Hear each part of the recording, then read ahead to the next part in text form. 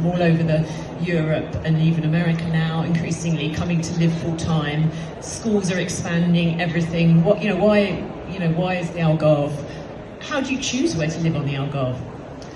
Well, I agree with Dylan, really. You've got to give it a lot more thought. A lot of people now are looking to repatriate there, to live there full time, and therefore where you live is even more important than it ever has been before.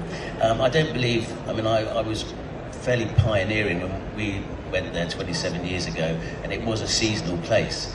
But now it's not seasonal, it's full of life all year round, exactly like the Silver Coast. It has lots of cultural things happening on a daily and weekly basis across not just the coastal towns and the resorts, but also inland.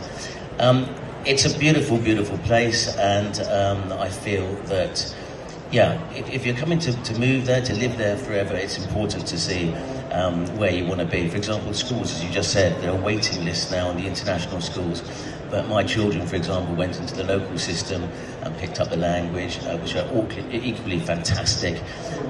The healthcare facilities there are wonderful.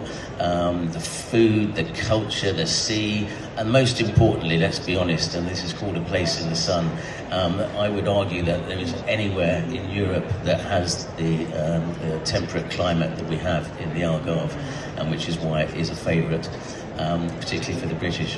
But it's also multicultural. Everyone comes there. There's so many different people now. If you go to the local market, for example, in Lule, which is a fantastic occasion, you're hearing all sorts of different languages and all sorts of different ages. And it's a beautiful, beautiful spot, and it's becoming even more popular. I will say one thing, though, about the building. It also has very strict rules about construction in the Algarve, which is why it's not like our neighbour. And it really, you can't build there unless there is a ruin on a piece of land.